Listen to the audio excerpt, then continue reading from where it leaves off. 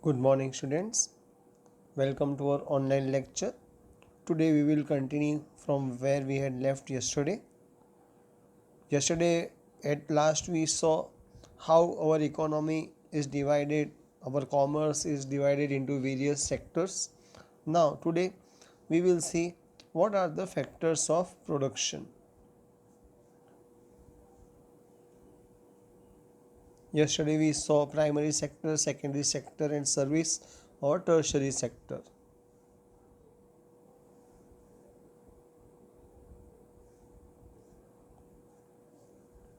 Factors of production. Manufacturing process is known as production. Industries, factories, etc. do production. So production is done with the help of natural resources and labor.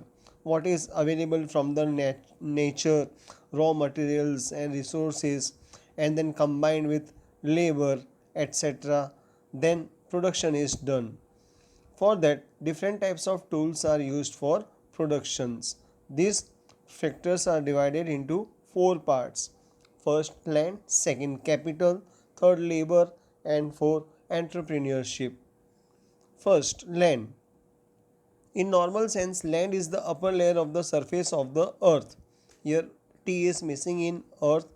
You know already the spelling, so that does not mean that EARH is true. EARTH the spelling should be.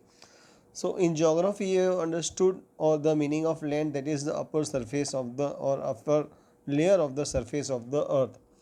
But in term of economics, land means different types of natural resources, which includes, now land in economics means forests, rivers, mountains, minerals present in the interior of the earth, metals, etc. present on the earth's surface. These all are considered as land.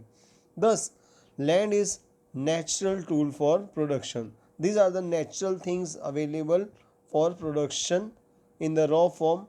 A process is made upon them and then they are converted into some kind of items, usable items or things. Then the production is done on them, we can say. Then after that, second is capital.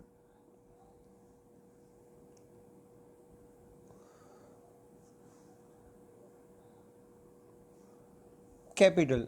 Man-made instruments helpful in production process such as instruments. Now, above things are there, but to use them, there should be some tools, instruments, things, औजार આપણે જેને કહીએ, houses, buildings for factories, etc. are used in capital. Money, then property, assets, investment, etc. All these are considered as capital. They are to be combined with land. Then third, for production, labor, very important, labor is needed. Labor means mental or physical work done with the aim to obtain monetary gain. It can be mental also, mind work, or it can be body work, physical work done with the aim. What is the purpose? To obtain monetary gain. Labor is a living factor of production. It is done by humans, so it is known as living factor of production. Work of farm laborers, workers, teachers, doctors, artisans, etc. is called labor. So first land, second capital, third labor. Now fourth, to mix all this or to combine all these things, there should be someone who can handle all these things, who has control over all these things. That is entrepreneurship or entrepreneur. The person who efficiently combines the three factors of production, that is land, capital and labor, is called entrepreneur. ધંધાદારી, businessman, ઉદ્યોગપતિ જે હોય છે એમને આપણે entrepreneur કહેવાય. What is the meaning of entrepreneur? One who uses all these things, land, labor and capital, for his personal gain to obtain profit, or a businessman in short we can say. The process of coordinating means combining the three factors of production in profit making process is called entrepreneurship. So now you can remember these four things. What are the factors of production? First is land, second is capital, third is labor, and fourth is entrepreneurship. Let us continue ahead. Distribution of factors of production, how they are divided in regions, different regions. Human wants are unlimited. Is it true or not? Yes, human wants. Once we satisfy one want, we want another thing. Suppose a child, a person, or anybody, he has something, then he wants the next thing, the next thing, the next thing. Wants go on increasing. As your income increases, wants also increase. Suppose a boy, he goes on foot, his father gives him bicycle, then after bicycle he will need a two wheeler vehicle, then after that a car, and so on. So wants go on increasing. Wants are never limited, they are unlimited, while resources to fulfill them are limited. But resources from which the wants are, we can say, satisfied, they are limited. No nation of the world has resource in unlimited quantity. All the nations of the world have some resources and limited resources, not unlimited resources. There will always be scarcity of factors of production. So, everybody wants to produce more, but resources are limited. So, scarcity of factors of production is there always.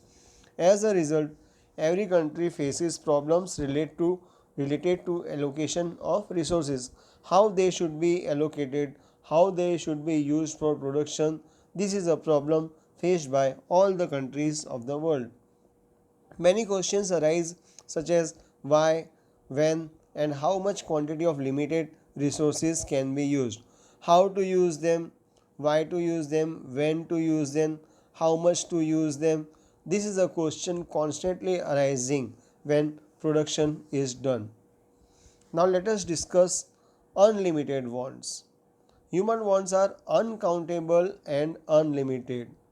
સંતોષ નથી. આપણે કોઈ વસ્તુ પ્રાપ્ત કરીએ તો એનાથી ઊંચી ગુણવત્તાવાળી વસ્તુ આપણને જોઈએ, એટલે હંમેશા કંઈક ને કંઈક વધારો આપણે આપણી માંગમાં, આપણી ઈચ્છાઓમાં કરતા હોઈએ છીએ. So many wants originate from one want. One want, it originates, or it makes the origination of other wants. One want is satisfied, the next one, the next one, the next one. So wants go on increasing. We are never satisfied. આપણે ગુજરાતીમાં કહેવત છે, સંતોષી ન સદા સુખી. તો બધા સુખી નથી, એનો મતલબ બધા સંતોષી પણ નથી. Many requirements are to be fulfilled again and again, while many wants arise because of development of science and technology. Wants, once they are fulfilled, again it arises, again it has to be fulfilled, while some wants, they originate because of the development of science and technology. Thus, because of many reasons, wants become unlimited. If we have a phone, suppose a simple phone, then we will want a smartphone with many facilities, this phone, that phone. There are many categories of phones, so we are never satisfied. We want something new, we want the newer technology. Science and technology also creates wants in our minds. Thus, because of many reasons, wants become unlimited. So wants are always unlimited. So in order to fulfill the wants, one has to make selection among wants. Now when we go to purchase something, suppose you want to purchase a mobile, as you know, there are many companies providing many types of mobiles are there. So you have to select, you cannot buy all of them, but according to your resources, according to your availability of money, you have to choose what type of mobile you want. You have to select. So there are many things which can satisfy your want, but you have to make selection among them. Important, second point, important order in terms of priority. Priority, just now I told you what is priority, what is important for you, which can satisfy your want. As the resources to satisfy wants are limited, the individual has to decide which want is important. Now, if you have, suppose, 5,000 rupees, You have many things to purchase for yourself, but which thing is more important? Then you have to prepare a list. One, two, three. You have to give order. First, I need this. Second, I need this. Third, I need this. So you have to enlist your priorities. That is, serial wise, you have to satisfy them. This is nothing but what you are doing. This is you are preparing order of priority. Whichever requirement is more important, that has to be satisfied early and later on the others. So you have to prepare a list, and according to your resources you have to go on fulfilling them. Third, limited resources. Factors of production mainly include natural wealth and man-made wealth. Also, all these tools are limited, so they have to be utilized judiciously, wisely. You have to use all the resources very wisely. Distribution of tools has to be done keeping selected wants in the center. What are the wants that you have to give priority, and according to them you have to divide or distribute the tools of satisfying them. Fourth, alternative use of resource. Resources to satisfy demands are limited. Not only this, they have alternative usage also. Resources, they are limited, but one resource can be used as optional or option to other. Alternative use is also there. When any tool of production may be utilized in more than one way, it means that the tool has multiple usage.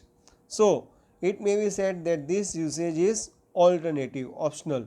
For example, if wheat is sown in a land, bajra, maize, groundnut, or any other yield cannot be cultivated.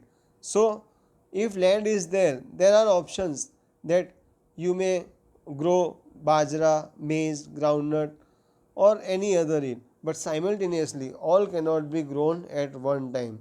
So resource is there, but you have to confine it to one thing, that I will grow this thing or that thing.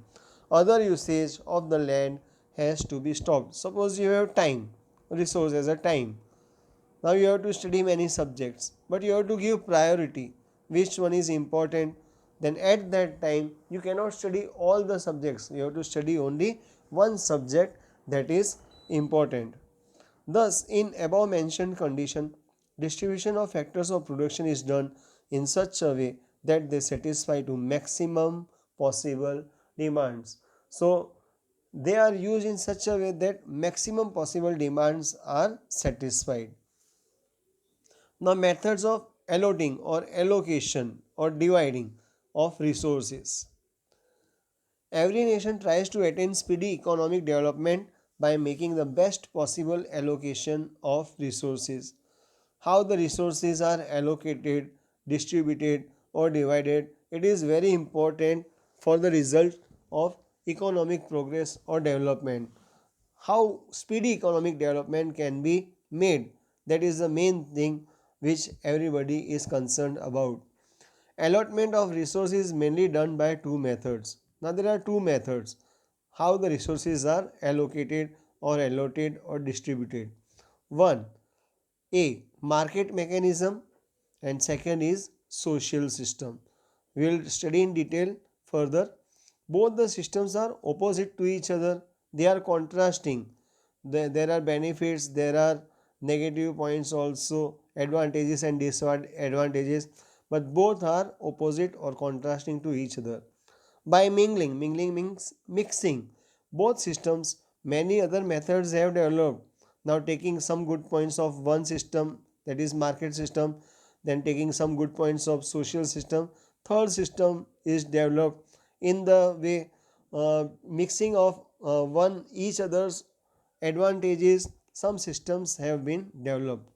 Every country accepts one or the other method as per their requirement, but only one method can be accepted for the development as per the requirement of the country.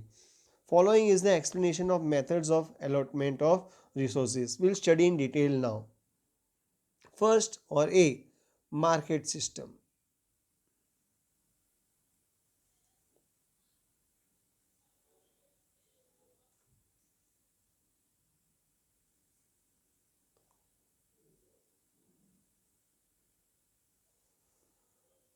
Nations like America, Japan, etc.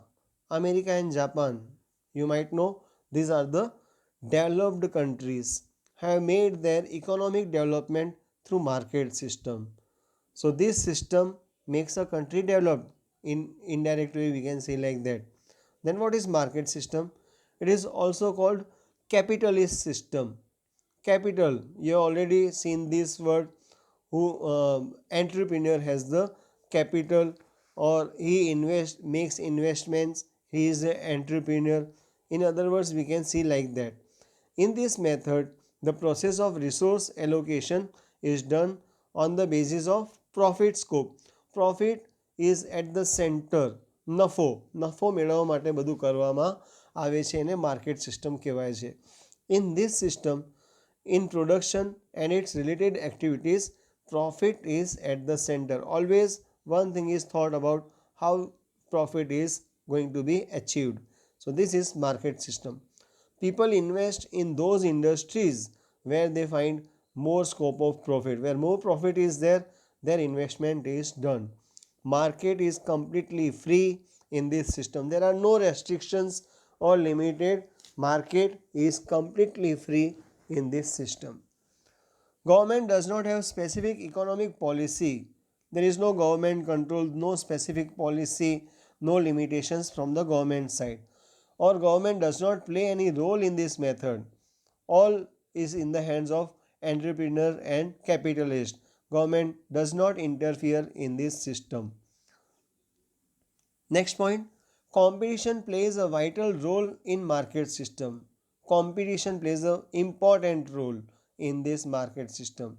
In the competitive market, the owner has to increase working capacity to the greatest extent in order to obtain maximum profit. To get maximum and to invest minimum. This is the main thing here.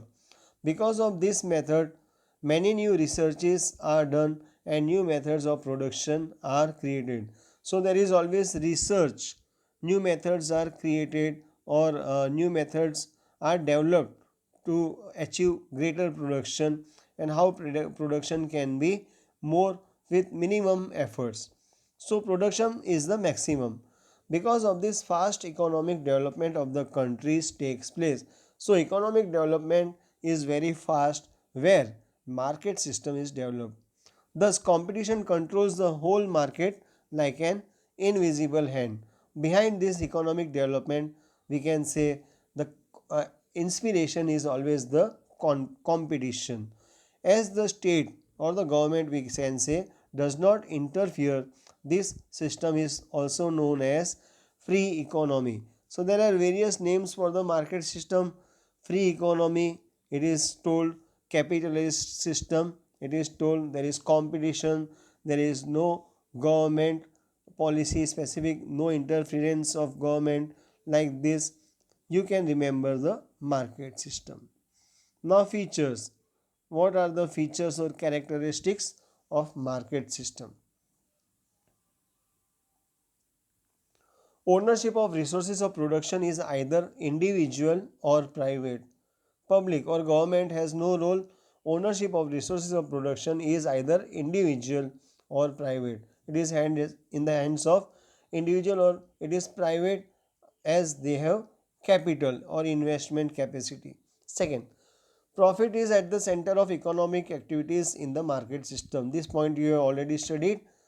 Third, consumers get good opportunity of choice. There are various choices which consumers have different products to choose from. Fourth, government interference is not there in this system. This also we have studied above. So same points are coming up as features. Distribution of resources is based on profit. This also you have studied above.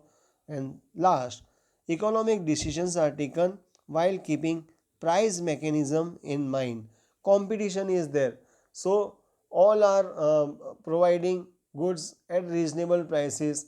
If price is more, the consumer may not opt for it. So price mechanism, or to get the price lower than the others in competition, it is always kept in mind. બીજા કરતાં ઓછા ભાવે વેચવું, ડિસ્કાઉન્ટે વેચવું, કંઈક ને કંઈક schemes આપવી, આવું બધું આ સિસ્ટમમાં હોય છે. Benefits, advantages of the market mechanism. First, economic freedom of individual is protected in market system. As government control is not there, economic freedom of individual is protected. There is no interference from government or their policies. Second, resources of production are utilized to the greatest extent and efficiently to get the cost lower or to reduce the cost of production. The greatest extent utility of the resources is done to the maximum and efficiently also. Third, abundant production may be done. Production increases very highly. And fourth, new explorations keeping on taking place continuously in economy. Research and development goes on. As a result, economic development becomes faster. Thus, economic development is faster in this system. Fifth, quality of things improve because of competition. When competition is there, you are the consumer will get benefit of it by quality of things. Quality of things means good quality things are available. Now, as two sides of coin, limitations are also there. As we saw the advantages, there are also limitations of the market mechanism system. In spite of having benefits, market system is not perfect. Nothing is perfect in this world, we can say. Nobody is perfect in this world.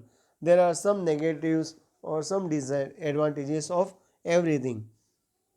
There are many disadvantages and limitations of it, which are as follows. First, because of keeping profit in the center of production, commodities are produced in more quantity and production of luxurious commodities of basic requirement is neglected or reduced. The basic requirement commodities are neglected, production is done at more quantity is produced. So, neglection of basic requirement is done or basic requirement things are not produced. Second, because of lack of policy related to the role of state, as the government has no role, no control in this system, natural resources are wasted. So natural resources are used to maximum and they are wasted also. Third, due to lack of knowledge and ignorance about the market, consumer does not know everything about the market, so they are exploited. Fourth, due to centralization of property, now it is a entrepreneurial capitalist market, so there is centralization. સંપત્તિ હોય જે પૈસો હોય એ અમુક લોકોના હાથમાં હોય છે of property and income is there and increase in disparity of income. Disparity means inequality of income increases. Fifth, there is a fear of monopoly, economic instability, and exploitation of labor, etc. So, there is a fear of monopoly. Monopoly, what is the meaning of monopoly? That there is no competitor in the market, only one producer is there, that commodity is produced by one person. Suppose milk. Now, milk is available by different companies. Amul is there, Mother Dairy is there, Madhur Dairy is there. Suppose only Amul was producing milk or dairy products, then we can say it would have monopoly. So, monopoly means only one has the production capacity or only one person or company produces. No competitor is there, that is known as monopoly. Economic instability arises because of this and exploitation of labor is done. They are paid low wages but they are made to work for more hours. Socialist system. This is opposite of market system.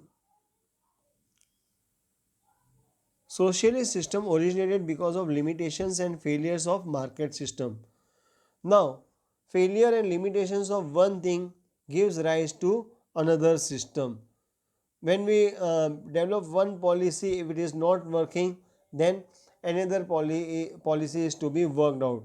So, limitations and failures of anything, here not market system, but anything gives rise to new system. Suppose uh, people, we can see CCTV cameras nowadays. Why are they installed? At roads also, for traffic movement also, to control the traffic also. When policemen were limited, duties were limited, sometimes policemen may not be there at that point where traffic is to be handled. So CCTV is there now, because policemen cannot handle all the things at a time, but that CCTV is always there. After the duty, 24 hours it keeps surveillance, so the traffic can be checked by the CCTV. This is nothing but the failure of the physical presence of the policemen or traffic police. Countries like Russia and China have achieved fast economic progress by adopting this system. Now, China and Russia have adopted socialist system and they have made progress. Socialist system is quite opposite to the market system. In the socialist system, all economic decisions are taken by the state machinery. So, in that system, individual or entrepreneur was the main person, but here, state machinery means state government or state administration takes, or the government takes all the decisions. State owns all the resources of production. All the resources of production are in the hands of the government. In this system, whole economy is managed by the state. The economy is managed by the, so here who is working or who is at the center? The government. All the decisions pertaining to production, investment, resource distribution, production distribution, etc. are taken after keeping the requirement of the society in mind. So here profit is not the motto, but the requirement of the society or the people. We will stop here and continue in the next lecture. The homework is same. You can prepare notes, you can prepare MCQs, fill ups, fill in the blanks, one line answers according to yourself, which statements are important. You can do this 15 to 20 mix of MCQs, fill in the blanks, true or false, one line answer, one word answer, you can prepare. So please do the homework, and if any problem is there, you can contact me on my number. Have a nice day. Take care.